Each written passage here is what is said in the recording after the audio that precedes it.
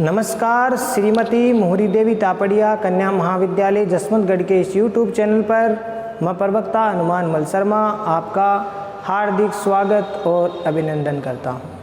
प्यारे विद्यार्थियों, जैसा कि आपका बीए तृतीय वर्ष के अंतर्गत जो आपका जयशंकर प्रसाद जी द्वारा रचित पाठ है कामायनी, जो कि सरदा सर्ग से हम पढ़ रहे हैं, सरदा सर्ग से संबंधित इसमें व्याख्याएं हैं और ये जो तीसरा सर्ग है उसकी व्याख्या हम कर रहे हैं। तो चलिए आज हम व्याख्या पद है 5 और 6, 4 तक हमने कर लिए हैं। आज 5 और 6 जो आपके पाठ्यक्रम के अंतर्गत है उनका अध्ययन हम करते हैं।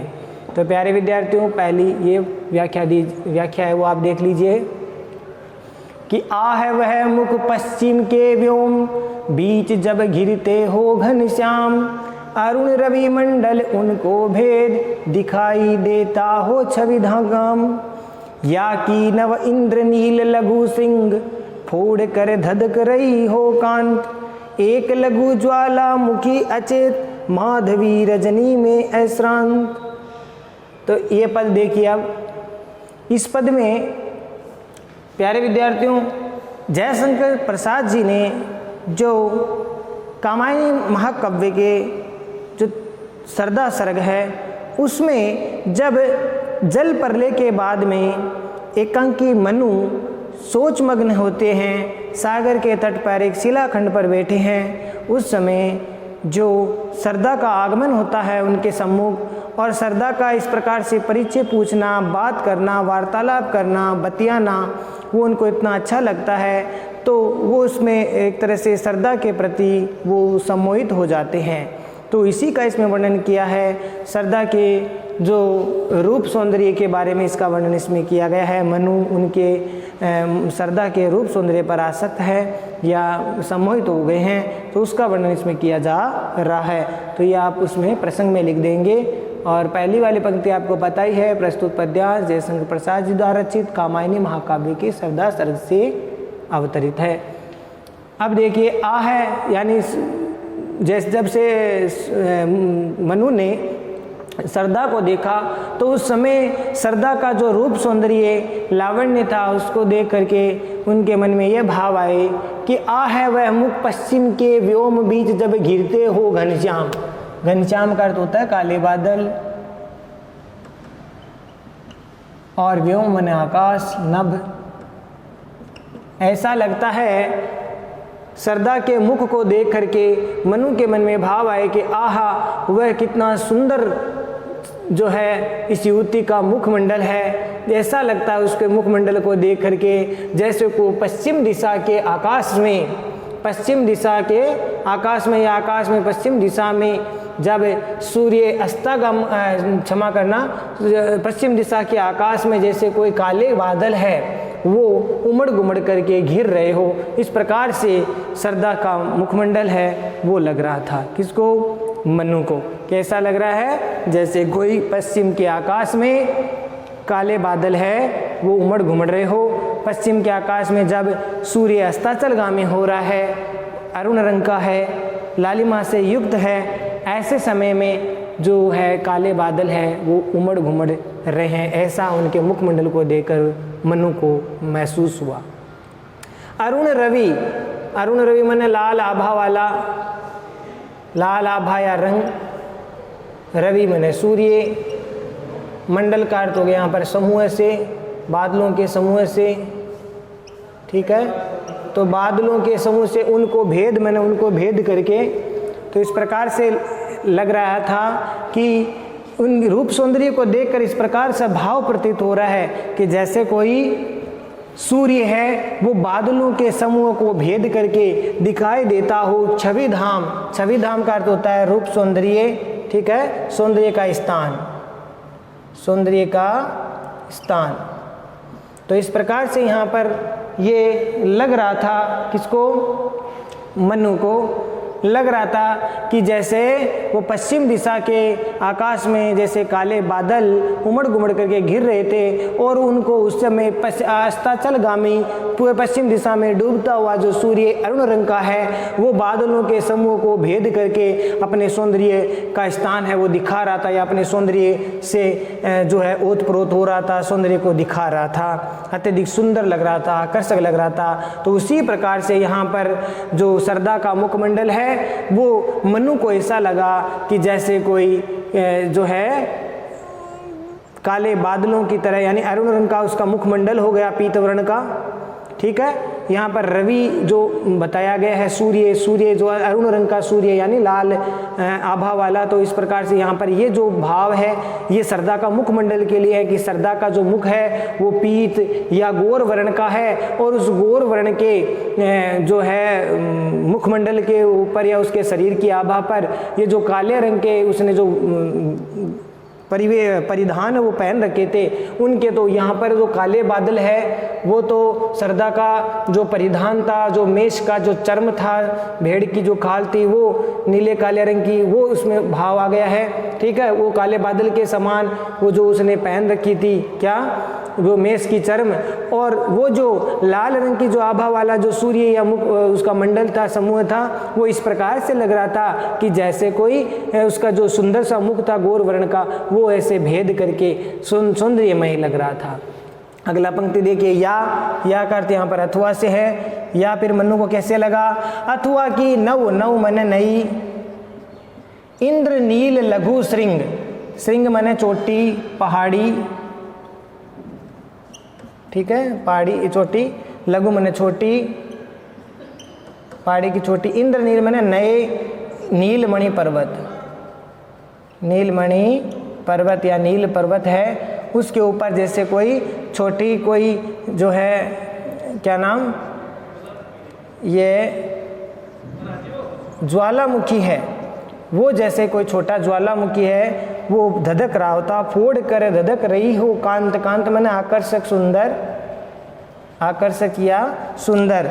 एक लघु मन एक छोटी सी ज्वालामुखी, अचेत, अचेत करते यहाँ पर वैसे तो शुद्ध बुद्ध खोना होता है, बेहोश होना, तो यहाँ पर सुप्त ले सकते हम कि जो सुप्त छोटा एक ज्वालामुखी है वो जैसे नील छोटे से नील पर्वत की चोटी से जैसे फोड़ करके वो धधक रहा था, ठीक उसी प्रकार से यहाँ पर सरदा का जो सौंदर्य है या उसका मुखमंडल है वो इस प्रकार से भाव इसमें प्रकट हुआ है। माधवी, माधवी का अर्थ होता है बसंत ऋतु, और बसंत ऋतु की रात्रि में जैसे सुशोभ आकर्षक लगती है, रजनी का अर्थ रात्रि है। अश्रांत का अर्थ होता है जो न थके, श्रांत मन थकना, ए मन नहीं, तो न थकना या न थकना या फिर अथक, तो अथक बसंत ऋतु की रातें जिस प्रकार से आकर्षक या सुंदर लगती है उसी प्रकार से यहाँ पर जो मनु को है सरदा का मुखमंडल है वो अत्यंत आकर्षक और सुंदर लग रहा है। तो यहाँ पर बहुत अच्छी उपमा जयशंकर प्रसाद जी ने कामायनी महाकाव्य के अंतर्गत सरदा के द्वारा यहाँ पर दी गई है। देखिए कितनी सुंदर उपमा दी है,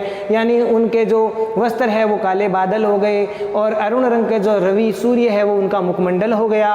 और एक नई उपमा और दी है यहाँ पर उनके मुखमंडल के लिए, उनके मुख के सौंदर्य के लिए, कैसा लगता है जैसे कोई नील वर्ण के जो पर्वत है उसकी चोटी से, यानी नील वर्ण का मतलब यहाँ पर हो गया उनकी जो वेशभूषा है जो सरदार ने पहन रखी है वो हो गई, और उसके फोड़ करके एक ज्वालामुखी, और ज्वालामुखी के समान उसका जो मुखमंडल है उसका शारीरिक सौंदर्य है वो इस प्रकार से ज्वालामुखी की यहाँ पर उपमा, एक नई उपमा यहाँ पर दी गई है। तो ये बड़ा सुंदर यहाँ पर वर्णन है वो जयशंकर प्रसाद जी ने किया है। तो प्यारे विद्यार्थियों आशा करता हूँ ये भाव आपको समझ में आ गया होगा।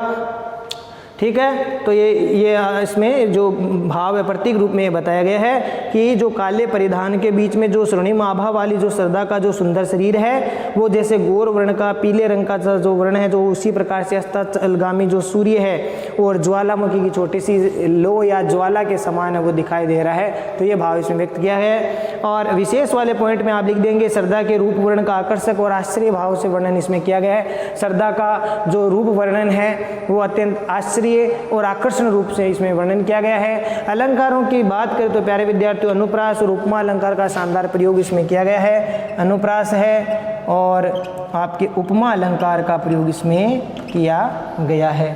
ठीक है प्यारे विद्यार्थियों, इसके साथ साथ शारीरिक आभा के लिए एक नया जो उपमान मैंने बताया कि ज्वालामुखी का एक नया उपमान है वो दिखाया है, तो ये भी एक विचारणीय है। तो इस प्रकार से ये पद आपको समझ में आ गया होगा। अगला पद देखते हैं। घिर रहे थे घुंघराले बाल, अंश अवलंबित मुख के पास, नील घन सावक से सुकुमार, सुधा भरने को विदु के पास, और उस मुख पर वह मुस्कान, रक्त किस लिए पर ले विश्राम, अरुण की एक किरण अम्लान, अधिक अलसाई हो अभिराम, नित्य यौवन छवि से हो दीप्त, विश्व की करुण कामना मूर्ति, स्पर्श के आकर्षण से पूर्ण प्रकट करती जो जड़ में स्फूर्ति। तो प्यारे विद्यार्थियों, ये तो था वाचन। आप इसमें पद की व्याख्या देखिए। इसमें भी प्रस्तुत पद्यांश जयशंकर प्रसाद जी द्वारा रचित कामायनी महाकाव्य के सरदार सर्ग से लिया गया है या अवतरित है। और इसमें भी मनु है वो एकांत की अवस्था में है, पर जल प्रलय के बाद में मनु जब एकांत जीवन जी रहे हैं उस समय उनके सम्मुख सरदा का आना और उनका इस प्रकार से बातचीत करना, वार्तालाप करना, वो मनु को बहुत आकर्षक, मनोरम और जो है आसक्त करने वाला या सम्मोहित करने वाला उनको लगा। तो वह सरदा के मुख सौंदर्य के, शारीरिक सौंदर्य को, उनके मुखमंडल को जो है उसके प्रति सम्मोहित हो गए हैं। तो उसमें उसका वर्णन किया गया है सरदा के शारीरिक सौंदर्य के बारे में। तो देखिए, गिर रहे थे घुंघराले बाल, अंश, अंश का अर्थ होता है कंधा, अवलंबित का मतलब होता है सहारा या पास में, क्षमा करना, सारे, मुख के पास में ना, मुख के पास में घुंघराले बाल, काले घुंघराले बाल, नील घन मने नीले रंग के बादल, नीले काले घन मने बादल, सावक, सावक मने मृग जो छोने, सावक मने छोटे बच्चे, छोटे बच्चे या इसको छोने कह सकते हैं। सुकुमार मैंने सुंदर, सुंदर, और सुधा का अर्थ होता है अमृत, और यहाँ विदु का अर्थ होता है चंद्रमा। और उस मुख पर वह मुस्कान मैंने हंसी, मुस्कुराहट, मुस्कान, ठीक है, मधुर मुस्कान। रक्त किसले का मतलब लाल पंखुड़ियाँ, पंखुड़ियाँ या पंखुड़ी या पल्लव, ले रहे विश्राम, आराम कर रही है। अरुण के मन लाल रंग के आभा, लाल रंग, लालाभा, लाल वर्ण की आभा हो गई। एक किरण अम्लान, अम्लान का अर्थ होता है सरस या प्रसन्न, प्रफुल्लित। और अलसाई मन आलस्य से भरी, मद से भरी, ठीक है। अभिराम का अर्थ सुंदर। और नित्य मन सदैव, यौवन मन यौवन से, सौंदर्य से, छवि रूप सौंदर्य से, दीप्त मन प्रकाशित या तेज, कामना मन इच्छा की मूर्ति है, करुण की, स्पर्श के आकर्षण से पूर्ण प्रकट करती थी जो, जैसे जैसे जड़ में स्फूर्ति मने तेजी, चंचलता, या इसको हम चुस्ती कह सकते हैं, ठीक है। तो प्यारे विद्यार्थियों, अब इसका अर्थ हम देखते हैं। जैसे ही मनु ने सरदा को ऐसे बात करते हुए देखा तो उस समय मनु है सरदा के रूप सौंदर्य के बारे में विचार कर रहे थे। कैसा लगता है, सरदा को देख करके मनु को ऐसा लग रहा था कि जैसे कोई गिर रहे थे घुंघराले बाल, यानी जो सरदा के मुखमंडल पर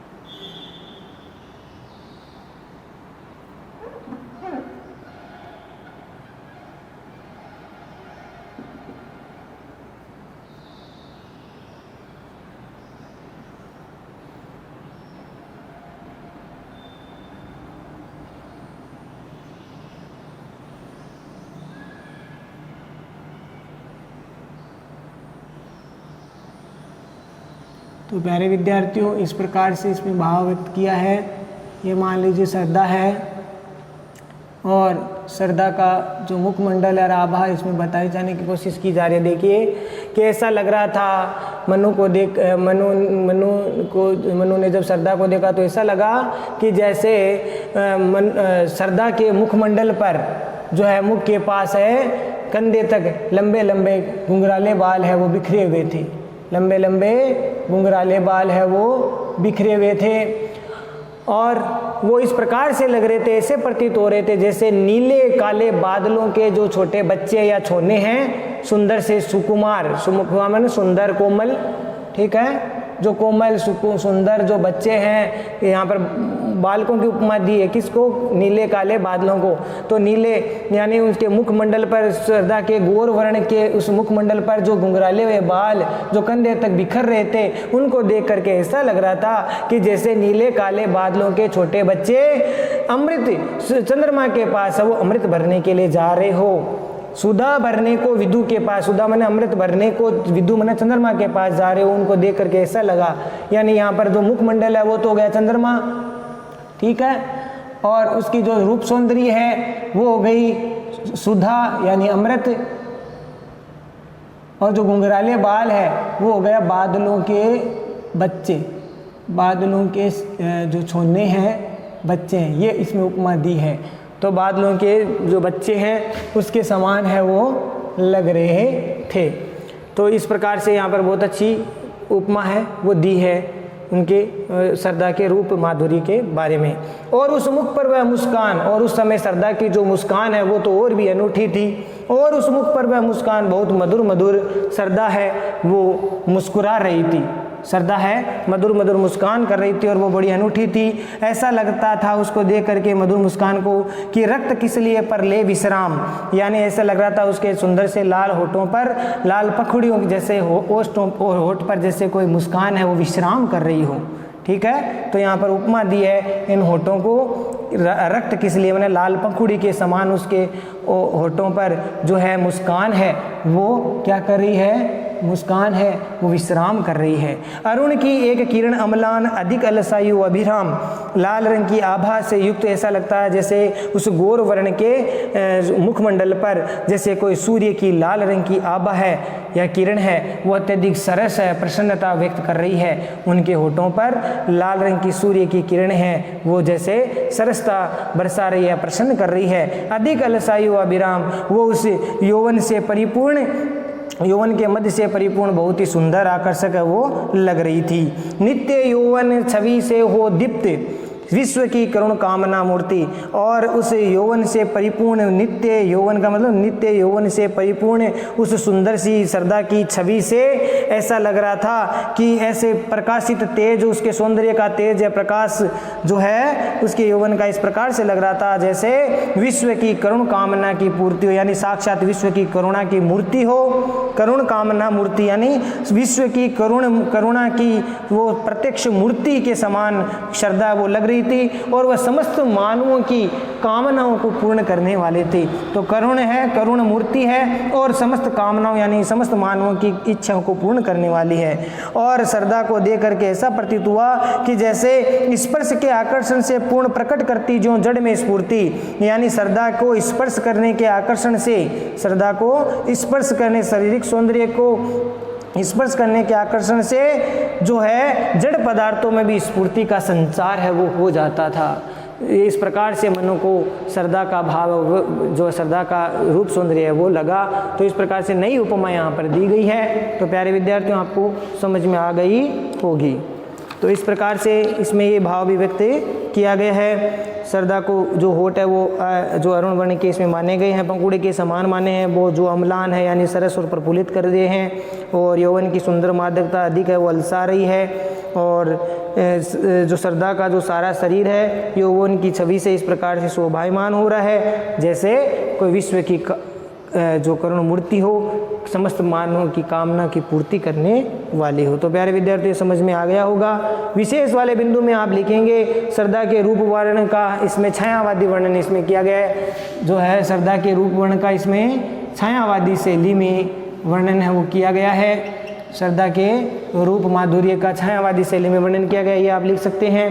साथ ही साथ आप लिख सकते हैं इसमें कि श्रद्धा का जो आवरण है, उसने जो वेशभूषा पहन रखी है, ये जो भेड़ की जो छाल है, ये छाल क्या, भेड़ की जो खाल है, ठीक है, चमड़ी है, जो कि किसकी है, मेष की यानी भेड़ की है। तो वो जो चमड़ी है वो काले रंग की जो चमड़ी है, उसमें उस गोर वर्ण की जो केश राशि है वो उसकी काली है, ठीक है। श्रद्धा का आवरण यहाँ पर नीला बताया गया है और उसकी केश राशि है वो काली है, इसीलिए उसके मुखमंडल पर प्रातः या संध्याकालीन जो उसकी रूप माधुर्य वो जो गोर वर्ण है, पीले रंग की जो मुखमंडल है, उसमें ऐसा लगता है जैसे कोई सूर्य की अस्ताचल या प्रातःकालीन जो सूर्य की अरुण रंग की लाल आभा से युक्त हो। ये इस प्रकार का भाव इसमें व्यक्त किया गया है। और साथ ही साथ इसमें जो है आपके अलंकारों की बात करें तो उत्प्रेक्षा अलंकार है, अनुप्रास अलंकार का प्रयोग इसमें किया गया है। तत्सम तद्भव शब्दावली की युक्त रचना है,